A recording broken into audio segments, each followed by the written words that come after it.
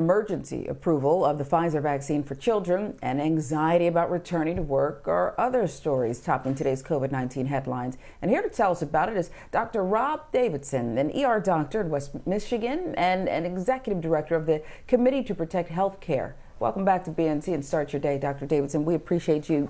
Again, we need you desperately to go through some of this. When we last spoke, cases were rising where you are in Michigan. It's very interesting, your state legislature there, but tell us how things are now health-wise.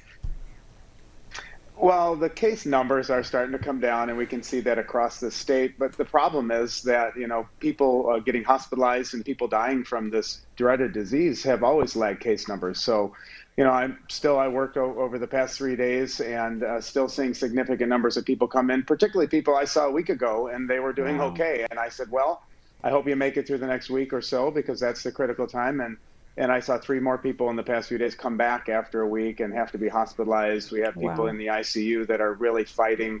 So it's hopefully getting better, and hopefully in the next few weeks we'll start to see some of that come down as well.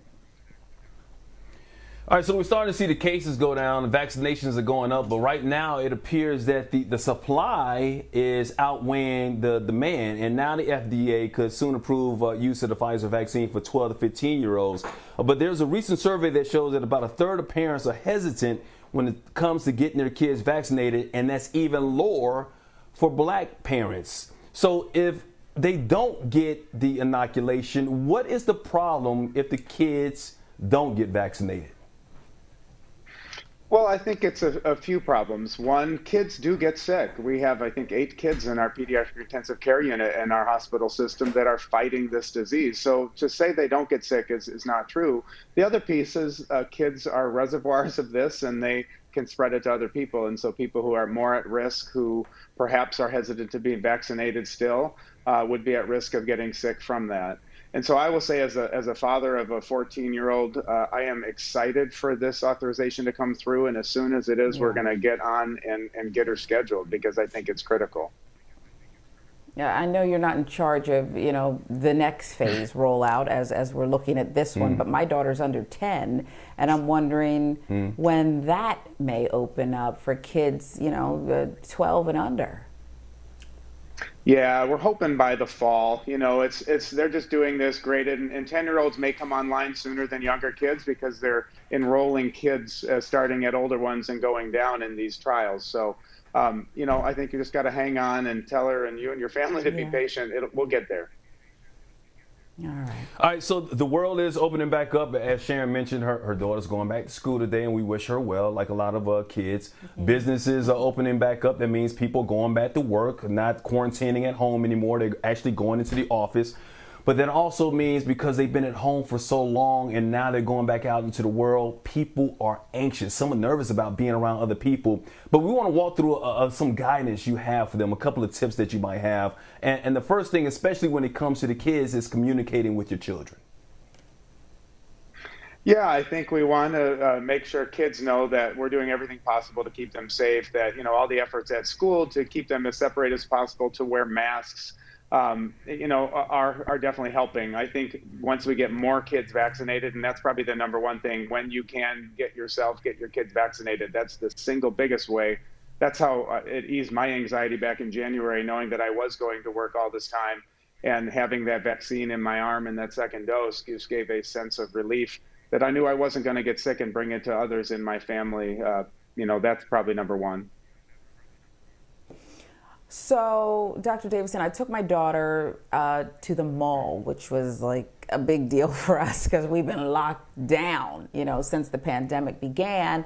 Had my mask on, even though I'm fully vaccinated now. Of course, she had hers on. But I noticed a lot of people who they're over it. There's not much social distancing. The mask, if it's on at all, is like halfway covering their mouth, but not really their nose. So if you know the group, though, or situation you're entering, if everyone is vaccinated, should we act as if COVID didn't happen? Are we back to pre-pandemic actions?